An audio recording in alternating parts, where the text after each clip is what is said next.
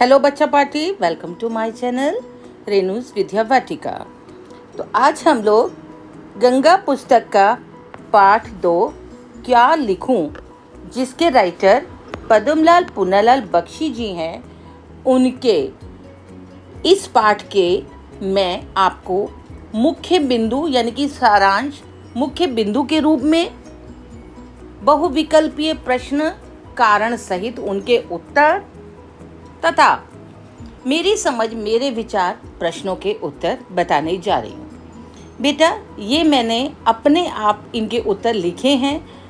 आपको ये नोट्स आराम से मेरी वीडियो में प्राप्त हो सकते हैं।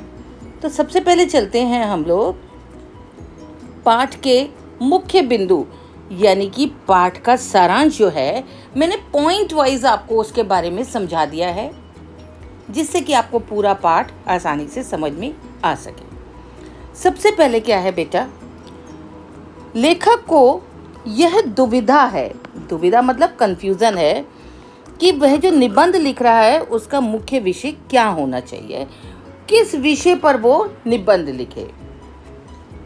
उसमें निबंध में विषय से अधिक लेखक की भावनाओं और अनुभूतियों को महत्व दिया गया है। यानी कि इसमें जो क्या लिखूं निबंध है, इसमें लेखक की भावनाएं और जो उसकी अनुभूतियां हैं उसको अधिक महत्व दिया गया है। लेखक के जीवन पर मानटेन की लेखन पद्धति का बहुत प्रभाव रहा है। मानटेन जो एक लेखक हैं, उनके अनुभव आधारित यानी कि उनके जो एक्सपीरियंस बेस्ड और उनका स्वच्छंद लेखन यानी कि कुछ भी लिखने की शैली है, वो स्वयं अपने आप कुछ भी लिख सकते हैं। इससे लेखक बहुत ज़्यादा प्रभावित हुआ है। अब है इसके बाद इसको अगर अगला इसका सारांश का, इस पाठ का सारांश के बारे में जानना चाहे तो निबंध की स्वतंत्रता। निबंधकार को, जो निबंधकार यानी कि कोई भी एस्से राइटर होता है, उसको किसी भी विषय पर अपने विचार स्वतंत्र रूप से व्यक्त करने की, अपने आप मतलब व्यक्त कर सके वो, ऐसी उस पर कोई भी जबरदस्ती नहीं है कि उसको किसी और लेखक के ही विचारों को लेना है। उसको ये स्वतंत्रता होनी चाहिए कि स्वतंत्र रूप से अपने विचारों को वह व्यक्त कर सके। इसमें अनुभव को भी महत्व दिया गया है। अच्छा निबंध लेखन जो होता है वो अनुभवों, विचारों और संवेदनाओं पर आधारित होता है। लेखक ने इसमें अमीर खुसरो का भी उदाहरण लिया है। एक साथ अनेक विषयों को जोड़ने की प्रतिभा को दर्शाने के लिए अमीर खुसरो का उदाहरण, अमीर खुसरो जो थे उनके बारे में बताया गया है कि वे किस प्रकार अनेक विषयों को एक संग जोड़ करके लिखते थे। सबसे महत्वपूर्ण बात जो इस निबंध में बताई गई है वो तरुण और वृद्धों की तुलना की गई है। तरुण यानी कि आप लोग, जैसे यंग एज के लोग, और वृद्ध जो बुजुर्ग हो चुके हैं, बूढ़े हो चुके हैं।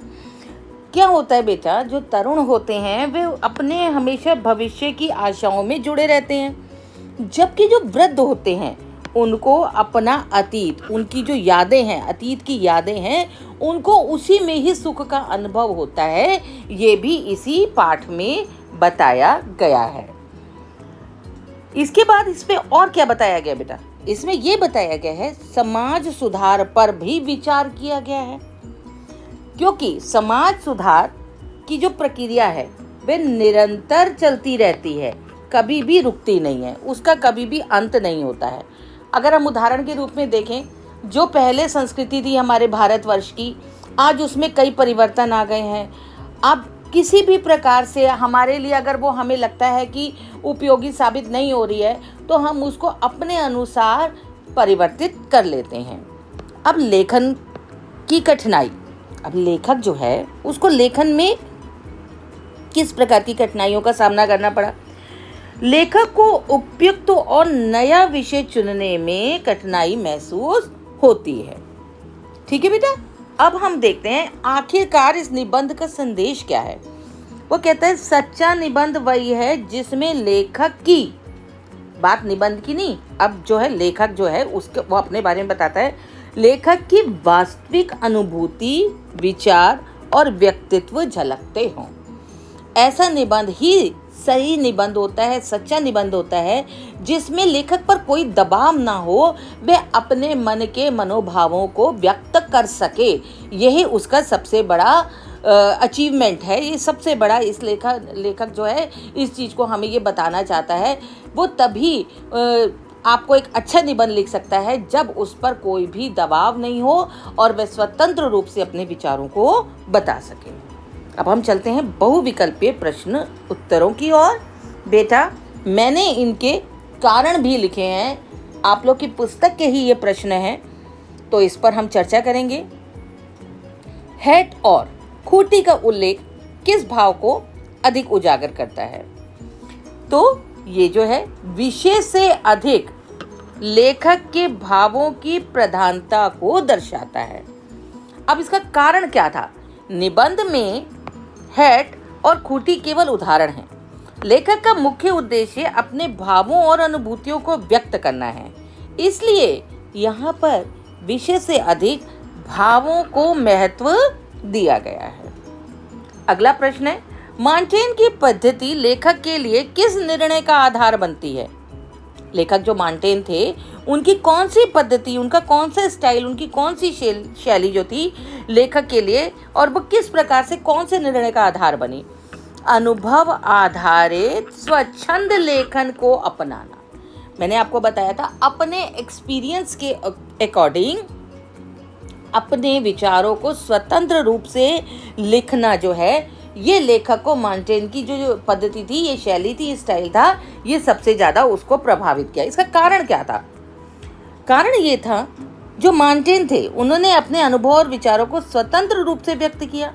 इसी कारण उनकी पद्धति लेखक को अनुभव आधारित स्वच्छंद लेखन अपनाने की प्रेरणा देती है। अगला प्रश्न है, तरुणों के लिए भविष्य उज्जवल और वृद्धों के लिए अतीत सुखद, यह तुलना किस पर आधारित है? तरुणों के लिए, तरुणों की अभिलाषाओं और इच्छाओं के लिए, और वृद्धों के अनुभव के लिए। यानी कि जैसा कि मैंने आपको अभी सारांश में भी बताया था, तरुण जो होते हैं वे भविष्य की आशाओं और अभिलाषाओं में ही जीते हैं, जबकि वृद्ध जो होते हैं वह क्या करते हैं? आपके जो दादा दादी हैं वो अनुभव आधारित बीते सुखों के समय को याद करते हैं। इसलिए यह तुलना अभिलाषा और अनुभव पर आधारित है। यानी कि आप जो है फ्यूचर को जीते हैं, फ्यूचर को देखते हैं, फ्यूचर में जीना चाहते हैं कि जब हम बड़े होंगे तो हम ऐसा करेंगे, जब मेरी जॉब लगेगी तो ऐसा होगा, जब मैं फ्यूचर में इस चीज़ों को, जो आज ये कम है, टेक्नोलॉजी में कमी है, इसमें और ज़्यादा परिवर्तन लाऊंगा। जबकि आपके जो बुजुर्ग दादा दादी हैं वो क्या कहते हैं? वो ये कहते हैं कि तुम्हारी इस टेक्नोलॉजी से अच्छा तो हमारा पुराना जीवन था, जिसमें ये टेक्नोलॉजी नहीं थी बल्कि एक सुखद शांति थी। तो यानी कि यहाँ पर जो है ये तरुण और वृद्धों की दोनों की अलग अलग इच्छाओं को बताया गया है। निबंध में समाज सुधार के संदर्भ में क्या कहा गया है? तो इसका उत्तर है, सुधारों का कोई अंत नहीं, लेकिन दोष समाप्त हो जाते हैं। भाई सुधारों का तो कोई अंत है ही नहीं ना। भाई आप सबसे पहले देखिए, सबसे पहले क्या था? सबसे पहले जो था एक आइस बॉक्स था, घड़ा था, घड़े के बाद आइस बॉक्स आया, फ्रिज आया। पहले जो बर्फ था ना, बर्फ जो है वो कारखानों से मिलती थी, फिर आइस बॉक्स में रखी गई, फिर उसके बाद फ्रिज बना, फिर फ्रिज में भी कितने परिवर्तन हुए। पहले कर करके कितनी तेज आवाज करता था, उसके बाद क्या हुआ, फ्रिज में जो है चेंज आया, उसमें नई टेक्नोलॉजी आई। आज क्या है, डबल डोर फ्रिज आ गए हैं, पानी बाहर आप डोर पे ही पानी ले सकते हैं। कितने मतलब उसमें परिवर्तन आता जा रहा है, उसमें सुधार होता जा रहा है। सुधार का अंत नहीं है। क्या होता है इससे? क्या होता है, दोषों का अंत हो जाता है। तो यही चीज बेटा समाज के सुधार में भी ये प्रक्रिया निरंतर चलती रहती है। समय समय पर दोष दूर होते रहते हैं और समाज में आवश्यकता के अनुसार सुधार होता रहता है। तो मैं ये समझती हूँ कि आपको ये बहुत अच्छे से ये प्रश्न समझ में आ गए होंगे, इनके विकल्प भी समझ में आ गए होंगे। मेरी समझ, मेरे विचार के प्रश्नों के बारे में यहाँ पर पढ़ेंगे और उनके उत्तरों को जानेंगे। तो पहला प्रश्न है, निबंध लेखन के विषय में एजी गार्डिनर और लेखक के विचारों में क्या अंतर है? तो इसमें अगर हम बात करते हैं तो एजी गार्डिनर के निबंध में भाषा शैली और विषय की सुव्यवस्थित प्रस्तुति की ओर अधिक महत्व दिया गया है। किस किस के बारे में? भाषा शैली और विषय की सुव्यवस्थित प्रस्तुति को अधिक महत्व दिया गया है। जबकि हमने ऊपर भी देखा था, पढ़ा था, समझा था, लेखक जो है अपने व्यक्तिगत अनुभव और भावनाओं और स्वच्छंद लेखन को अधिक महत्व देता है। स्वच्छंद अभिव्यक्ति यानी कि उसके मन में जो भी विचार है वो ये चाहता है कि मैं इन विचारों को स्वच्छंद रूप से प्रस्तुत कर सकूं। अब फिर अगले प्रश्न की ओर यदि हम बढ़ते हैं तो लेखक के अनुसार वृद्ध और तरुण दोनों ही वर्तमान से असंतुष्ट रहते हैं, पर दोनों की असंतुष्टि के कारण भिन्न हैं। आपके विचार से उनकी असंतुष्टि के क्या क्या कारण हो सकते हैं?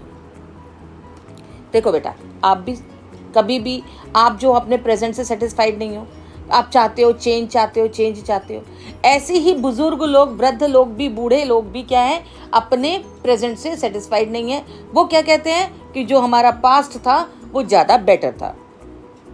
तो यहाँ पे यही बात बताई गई है। तरुण अपने भविष्य को लेकर बड़ी बड़ी आशाएं रखते हैं। क्या रखते हैं बेटा? बड़ी बड़ी आशाएं रखते हैं, इसलिए वे वर्तमान को अपर्याप्त मानते हैं।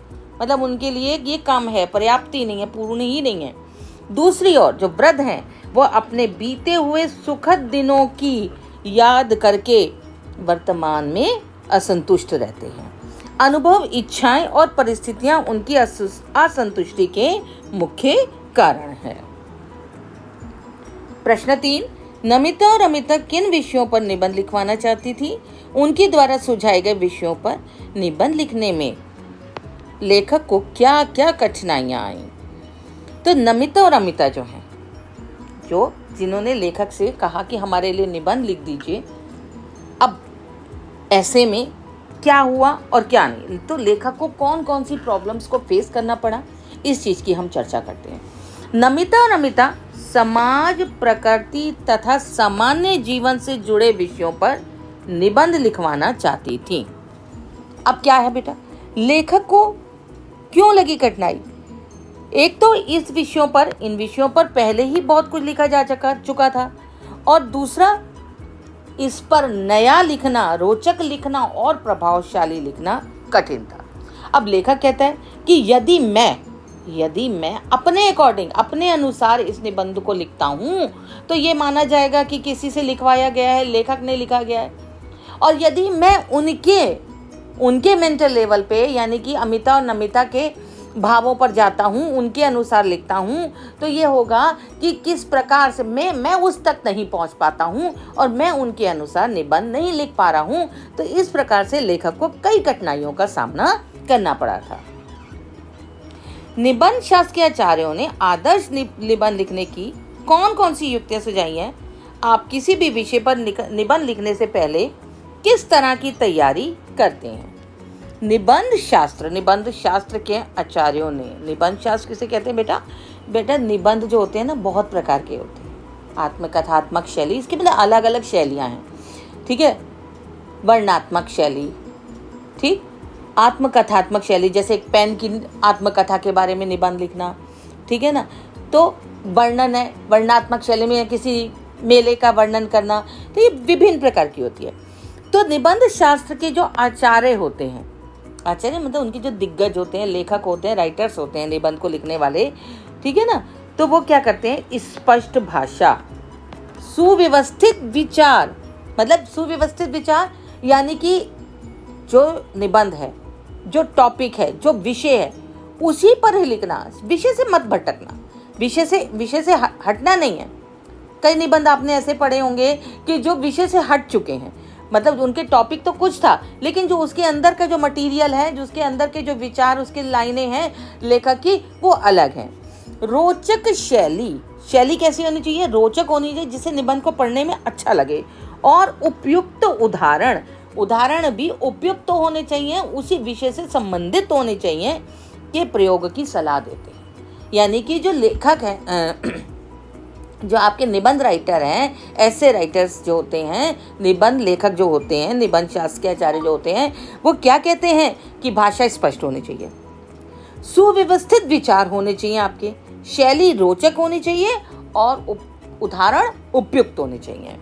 मैं निबंध लिखने से पहले विषय को समझता हूँ या समझती हूँ, है ना, उससे संबंधित जानकारी को एकत्र करती हूँ, मुख्य बिंदुओं को नोट करती हूँ और फिर क्रमबद्ध रूप से निबंध लेखन करती हूँ या निबंधों को लिखती हूँ। यानी कि अगर मैं एक बात कहूँ आपसे, जब भी आप भी किसी भी विषय के ऊपर, यदि आपको कहा जाए कि इस विषय के ऊपर निबंध लिखिए या किसी विषय पे आपको बोलना है कहीं पर, तो सबसे पहले उसके जो हैं मुख्य बिंदुओं को अलग अलग कर लीजिए। आप उस विषय को कम से कम 5 या 6 मुख्य बिंदुओं में बांट लीजिए कि उससे क्या होगा बेटा, आपकी जो भी आपके विचार हैं वह रहेंगे नहीं और कोई भी विचार दूसरी बारी प्रयोग नहीं होगा। जब हम तैयारी ही नहीं करेंगे तो हम अपने विषय से भटक जाएंगे और हमारे उदाहरण भी उससे संबंधित नहीं रहेंगे। तो यानी कि लेखक जो होते हैं, जो भी लेखक होते हैं, अगर कोई वो स्टोरी राइटर भी है या आप निबंध राइटर कह रहे हैं या कोई भी आपको कहीं भी आपकी स्पीच है, तो सबसे पहले क्या करना है, उस टॉपिक से रिलेटेड आपको 4 या 5 मुख्य बिंदुओं को बना लेना है। अगले प्रश्न की ओर चलते हैं। मॉन्टेन ने जो कुछ देखा, सुना और अनुभव किया, उसी को अपने निबंधों में लिपिबद्ध कर दिया। निबंध लेखन के लिए देखने, सुनने और अनुभव करने की क्या उपयोगिता हो सकती है? सबसे पहले हम किसी भी चीज को देखें, सुने और उसका एक्सपीरियंस लें, तभी हमें उस विषय की पूर्ण जानकारी या वास्तविक जानकारी मिलती है। अगर हम ऐसा नहीं करते तो हमारे को उससे संबंधित शब्दकोश में जो भी शब्द हैं वो भी नहीं मिल पाएंगे और ना ही हमारे मस्तिष्क में अच्छे विचार उनके लिए अच्छे विचार आ पाएंगे उस विषय के लिए। तो देखने, सुनने और अनुभव करने से लेखक को वास्तविक जीवन की जानकारी मिलती है। इससे निबंध क्या होता है? अधिक प्रभावशाली, रोचक और सजीव बनता है। अनुभव आधारित लेखन पाठकों को अधिक प्रभावित करता है। यानी कि जब हम लोग किसी चीज का एक्सपीरियंस कर लेते हैं तो हम उसके विषय में अच्छे से जानकारी दे पाते हैं। तो मैं ये समझती हूँ कि आपको इस पाठ के प्रश्न उत्तर, इस पाठ का सारांश और इस पाठ के बहुविकल्पीय प्रश्नों के उत्तर कारण सहित बहुत अच्छे से समझ में आ गए होंगे। Thank you.